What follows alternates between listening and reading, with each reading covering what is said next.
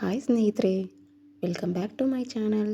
ನಾವಿವತ್ತು Cubbon park ಹತ್ರ ಇರೋ ಬಾಲ್ ಭವನ್ಗೆ ಹೋಗ್ತಾ ಇದ್ದೀವಿ. ಮನೆಯಿಂದ ಬೈಕಲ್ಲಿ ಹೋಗ್ತಾ ಇದ್ದೀವಿ ನಾವು ಬಾಲ್ ಭವನ್ಗೆ. ಸೊ ಇವಾಗ ನಾವು ವಿಧಾನಸೌಧದ ಹತ್ರ ಇದ್ದೀವಿ ನೋಡಿ, ರೀಚ್ ಆಗಿದ್ದೀವಿ. ವಿಧಾನಸೌಧ ಅಂದರೆ ಕಬ್ಬನ್ ಪಾರ್ಕ್ ನಿಯರನೇ ಇದ್ದೀವಿ. ವಿಧಾನಸೌಧದ ಹತ್ರ ಟ್ರಾಫಿಕ್ ಆಯಿತು, ಸ್ವಲ್ಪ ನಿಂತ್ಕೊಂಡ್ವಿ. ನೀವು ಮೆಟ್ರೋನಿಂದನೂ ಬರ್ಬೋದು. ಮೆಟ್ರೋ ಕಬ್ಬನ್ ಪಾರ್ಕ್ ಹತ್ರ ಇದೆ, ಅಂದರೆ ಕಬ್ಬನ್ ಪಾರ್ಕ್ ಹತ್ರ ಮೆಟ್ರೋ ಸ್ಟೇಷನ್ ಇದೆ. ಸೊ ನೀವು ಅಲ್ಲಿಂದ ಇಳ್ಕೊಂಡು 800 ಮೀಟರ್ಸ್ ಇದೆ. ಸೊ ನೀವು ವಾಕೇಬಲ್ ಡಿಸ್ಟೆನ್ಸ್ ಕೂಡ ಮಾಡ್ಕೋಬೋದು.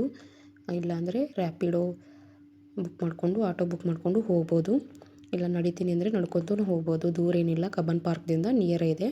ಸೊ ನಾವು ಬೈಕಲ್ಲಿ ಹೋಗ್ತಾ ಇದ್ದೀವಲ್ಲ, ಸೊ ಅಲ್ಲಿಗೆ ನಮ್ಮದು ಸ್ಟಾಪ್ ಆಗಲಿ ಅಂತ ನಾವು ಬೈಕಲ್ಲೇ ಹೋಗ್ತಾ ಇದ್ದೀವಿ. ಸೊ ವಿಧಾನಸೌಧದ ಹತ್ರ ಇರೋ ಮುಂದ್ಗಡೆನೇ ಕಬ್ಬನ್ ಪಾರ್ಕ್ ಇದೆ. ಸೊ ಕಬ್ಬನ್ ಪಾರ್ಕ್ದಿಂದ ನಾವು ಒಳಗಡೆ ಹೋಗಬೇಕು ಅಷ್ಟೇ. ಇವಾಗ ನಾವು ಕಬ್ಬನ್ ಪಾರ್ಕ್ ಬಂದ್ವಿ ನೋಡಿ, ಇಲ್ಲಿಂದ ಒಳಗಡೆ ಹೋಗಬೇಕು. ಸೊ ಇದು ನೋಡೋಕ್ಕೂ ಕೂಡ ಚೆನ್ನಾಗಿದೆ ಕಬ್ಬನ್ ಪಾರ್ಕು.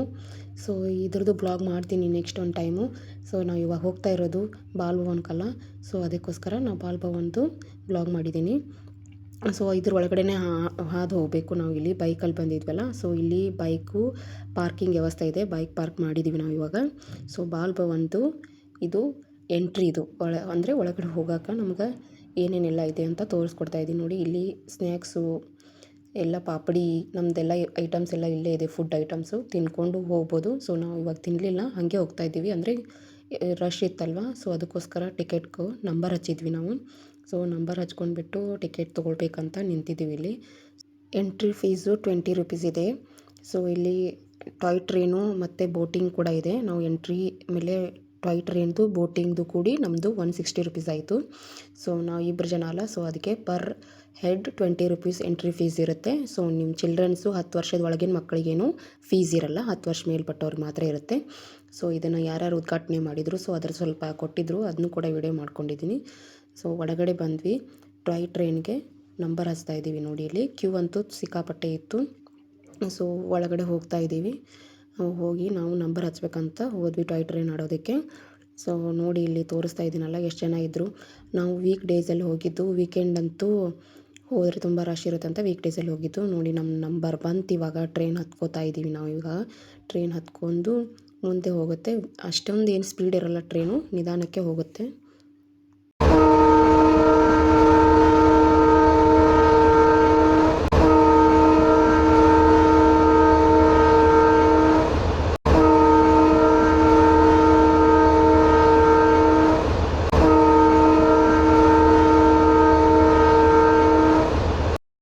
ಟಾಯ್ ಟ್ರೈನ್ ಪಕ್ಕನೇ ಅಲ್ಲಿ ಬ್ರೇಕ್ ಡ್ಯಾನ್ಸು, ಕೊಲಂಬಸ್ಸು ಎಲ್ಲ ಇತ್ತು. ಸೊ ಅದನ್ನು ಕೂಡ ಒಂದು ವಿಡಿಯೋ ಮಾಡಿದ್ದೀನಿ ಇವಾಗ.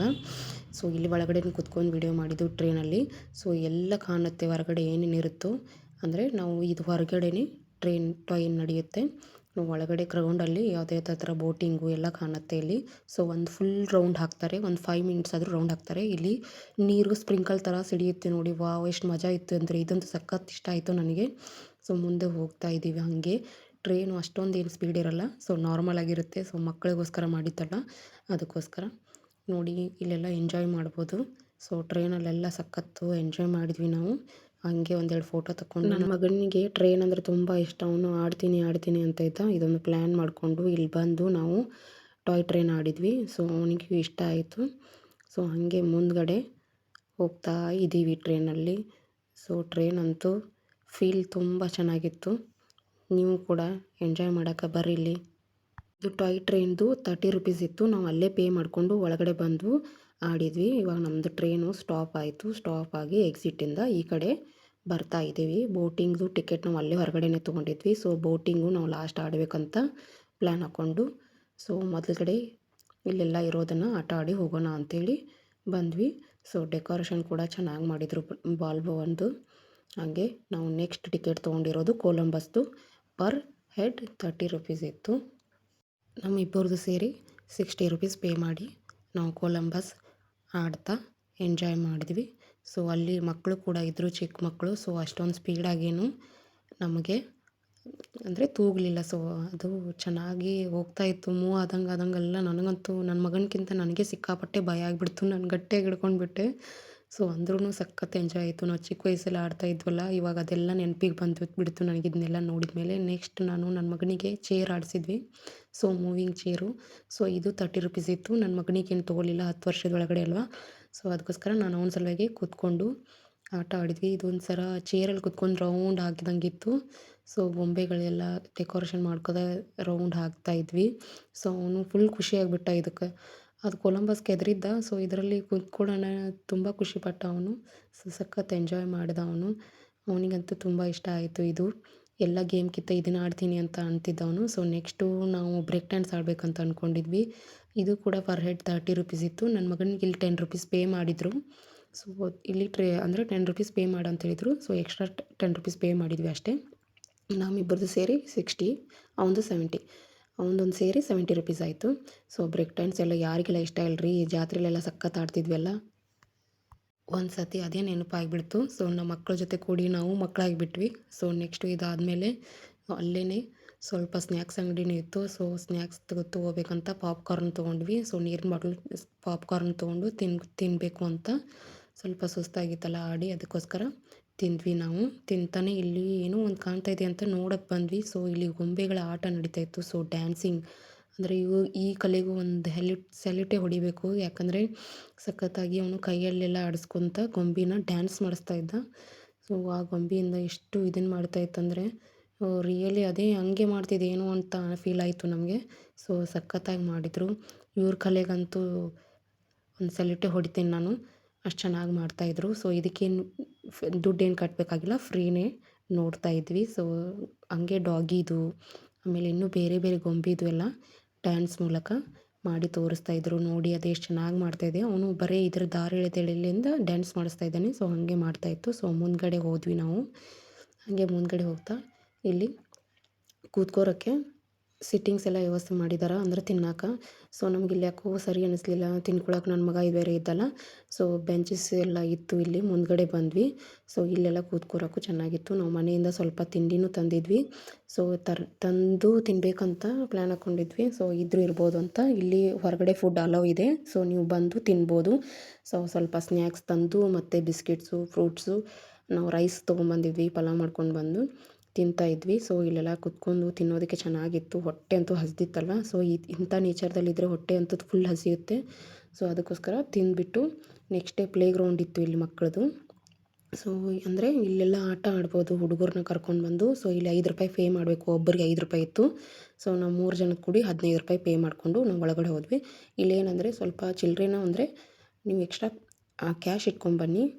ಸೊ ಪೇ ಮಾಡೋ ವ್ಯವಸ್ಥೆ ಒಂದೊಂದು ಸತಿ ನೆಟ್ವರ್ಕ್ ಇಲ್ಲದೇ ಇದ್ರೂ ನೀವು ಅಂದರೆ ಕ್ಯಾಶ್ ಕೊಡ್ಬೋದು. ಸೊ ಅದಕ್ಕೋಸ್ಕರ ಹಂಗೆ ಇವನು ಆಟ ಆಡ್ತೀನಿ ಅಂತ ಸ್ವಲ್ಪ ಆಟನೂ ಆಡ್ದ, ಎಂಜಾಯ್ ಕೂಡ ಮಾಡಿದ ಮಕ್ಕಳ ಜೊತೆ ಕೂಡಿ. ಅವನಿಗೂ ತುಂಬ ದಿನ ಆಯ್ತಲ್ಲ ಇಂಥಲ್ಲೆಲ್ಲ ಬಂದಿರಲಿಲ್ಲ ಅವನು. ಅಲ್ಲೇ ಹೊರಗಡೆನೇ ಕರ್ಕೊಂಡು ಹೋಗ್ತಾಯಿದ್ವಿ. ಸೊ ಈ ಥರ ಒಮ್ಮೆ ಎಂಜಾಯ್ ಮಾಡಬೇಕಂತ ಬಂದ ಅವನಂತೂ ಇಷ್ಟಪಟ್ಟು ಆಟ ಆಡಿ ಸುಸ್ತಾಗಿನೇ ಬಿಟ್ಟ ಅವನು.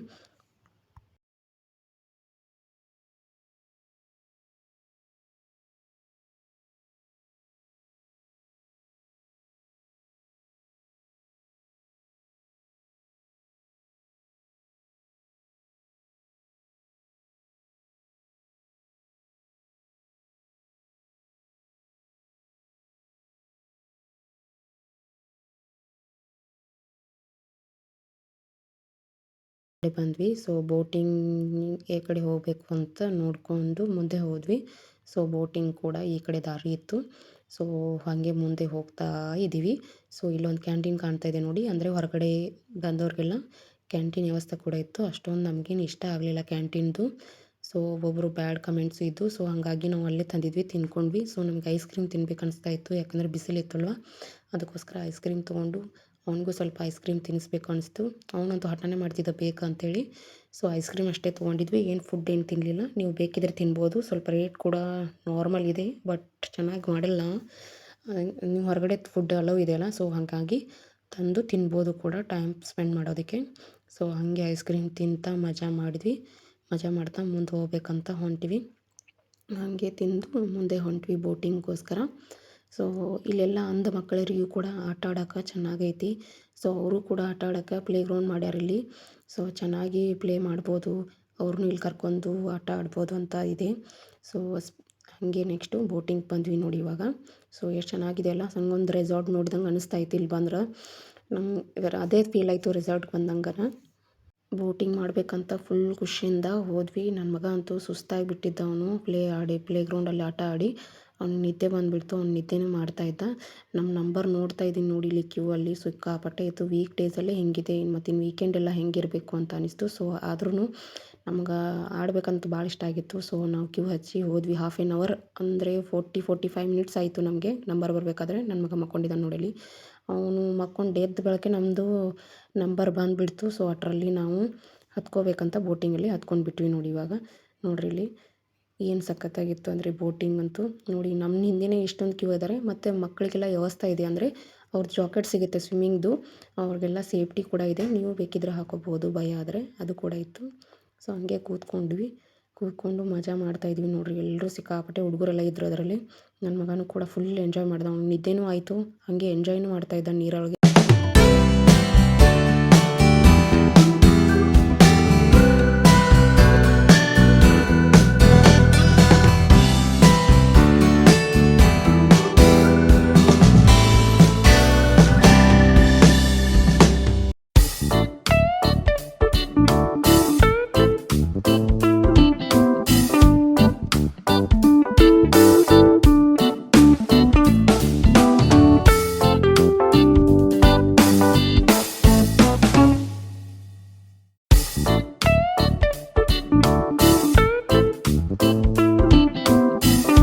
ಹಾಗೆ ನೀವು ಇಲ್ಲಿ ಬರಬೇಕಂದ್ರೆ ಅಂದ್ಕೊಂಡಿದ್ರೆ ಬೆಂಗಳೂರಲ್ಲಿ ಯಾರು ಇದ್ರೋ ಸೊ ಯಾರೂ ಮಿಸ್ ಮಾಡಬೇಡಿ. ಸೊ ಬನ್ನಿ, ಎಂಟ್ರಿ ಫೀಸು ಬರೀ 20 ರೂಪೀಸ್ ಇರುತ್ತೆ.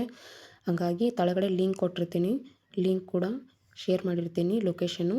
ಸೊ ಅದ್ರ ಮೂಲಕ ನೀವು ಇಲ್ಲಿ ಬಂದು ರೀಚ್ ಆಗಿ ಸೊ ಸಖತ್ ಎಂಜಾಯ್ ಮಾಡ್ಬೋದು. ಇವಾಗ ನಮ್ಮದು ಬೋಟಿಂಗ್ದು ಫಿನಿಶ್ ಆಯಿತು. 2 ರೌಂಡ್ ಆಡಿಸ್ತಾರೆ. ಸೊ 30 ರೂಪೀಸ್ಗೆ 2 ರೌಂಡ್ ಅಂದರೆ ವರ್ತ್ ಇದೆ ಅಂತ. ಸೊ ನಾವು ಎಕ್ಸಿಟ್ ಆಗಬೇಕು ಅಂತ ಹೊರಗಡೆ ಬರ್ತಾಯಿದ್ದೀವಿ. ಸೊ ಇಲ್ಲಿಯ ನೇಚರ್ ತುಂಬ ಚೆನ್ನಾಗಿದೆ. ಸೊ ಮಕ್ಕಳನ್ನ ಕರ್ಕೊಂಬರ್ರಿ, ಭಾಳ ಎಂಜಾಯ್ ಮಾಡ್ತಾರೆ. ನೀವು ಕೂಡ ಮಕ್ಕಳಾಗಿರ್ತೀರಿ, ಮಕ್ಕಳ ಜೊತೆ ಕೂಡಿ. ಸೊ ಇದು ಪುಟಾಣಿಗಳ ಚಿಣ್ಣರ ಚಿಲಿಪಿಲಿ ಅಂತಲೇ ಹೇಳ್ಬೋದು. ಸೊ ಅವರಿಗೆ ಫ್ರೀಡಮ್ ಕೂಡ ಕೊಟ್ಟಂಗಾಗತ್ತೆ. ನಾವು ಇವಾಗ ಹೊರಗಡೆ ಬಂದ್ವಿ. ಸೊ ನಾವು ಹೊರಗಡೆ ಬರಬೇಕಾದ್ರೆ 5 o'clock ಆಗಿತ್ತು. ಸೊ ಅಂದರೆ ಬೆಳಗ್ಗೆ 11 ಗಂಟೆಗೆ ಮನೆ ಬಿಟ್ಟಿದ್ವಿ. ಒಳಗೆ ವಾಪಸ್ ಹೋಗ್ಬೇಕಾದ್ರೆ 5 ಗಂಟೆ ಆಯಿತು. ಸೊ ನಾವು ಬೈಕಲ್ಲೇ ಹೋಗ್ತಾ ಇದ್ದೀವಿ. ಸೊ ಪಾರ್ಕಿಂಗ್ ಮಾಡಿದ್ವಲ್ಲ, ಅಲ್ಲಿ ಪಾರ್ಕಿಂಗ್ ಫೀಸು 30 ರೂಪೀಸ್ ಇತ್ತು. ಸೊ ಅದನ್ನು ಕೂಡ ನೆನಪಿರಲಿ, ಅದರದ್ದು ಪೇ ಮಾಡಬೇಕು. ಸೊ ಇದೇ ಥರ ವಿಡಿಯೋದಲ್ಲಿ ಸಿಗ್ತಾ ಇರ್ತೀನಿ. ಧನ್ಯವಾದಗಳು.